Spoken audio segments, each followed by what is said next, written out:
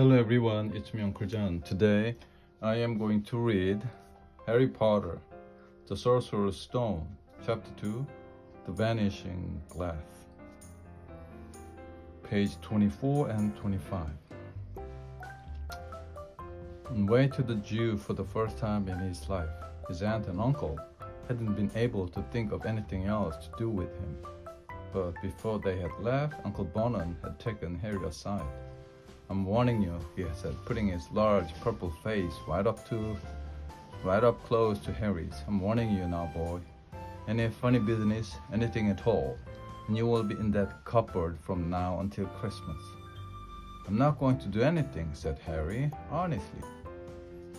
But Uncle Vernon didn't believe him. No one ever did. The problem was, strange things often happened around Harry, and it was just no good telling the Dursleys he didn't make them happen. Once Aunt Petunia, tired of Harry coming back from the barber's looking as though he hadn't been at all, had taken a pair of kitchen scissors and cut his hair so short it was almost bald except for his bangs, which she left to hide the horrible scar. Dudley had laughed himself silly at Harry, who spent a sleepless night imagining school the next day, where he was already laughed at for his baggy clothes and taped glasses. Next morning, however, he had gotten up to find his hair exactly as it had been before, and Petunia had sheared it off.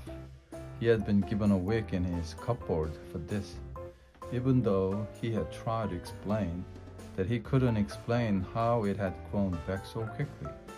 Another time, Aunt Petunia had been trying to force him into a revolting old sweater of Dudley's, brown with orange puffballs. The harder she tried to pull it over his head, the smaller it seemed to become, until finally it might have fitted a hard hand puppet, but certainly it wouldn't fit Harry. And Petunia had decided it must have shrunk in the wash, and to his great relief, Harry wasn't punished. On the other hand, he had gotten into terrible trouble for being found on the roof of the school kitchen. Dudley's gang had been chasing him, as usual, and as much to Harry's surprise as anyone else's. There he was sitting on the chimney.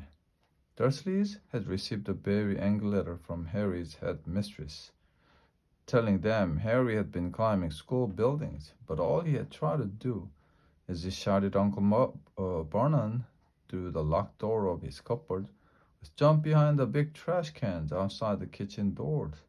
Harry supposed that the wind must have caught him in mid-jump, but today nothing was going to go wrong. It was even worse being with Dudley and Piers to be spending the day somewhere that wasn't school. His cupboard or Mrs. Figg's cabbage-smelling living room.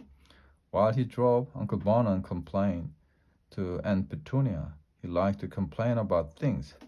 People at work, Harry at the council, Harry at the bank, and Harry were just a few of his favorite subjects. This morning it was motorcycle. "Rolling along like a maniacs, the young hoodlums," he said, as the motorcycle overtook them. "I had a dream about a motorcycle," said Harry, remembering suddenly. "It was flying." Uncle Vernon nearly crashed into the car in front. He turned right around in his seat and yelled at Harry, his face like a gigantic beet with a mustache.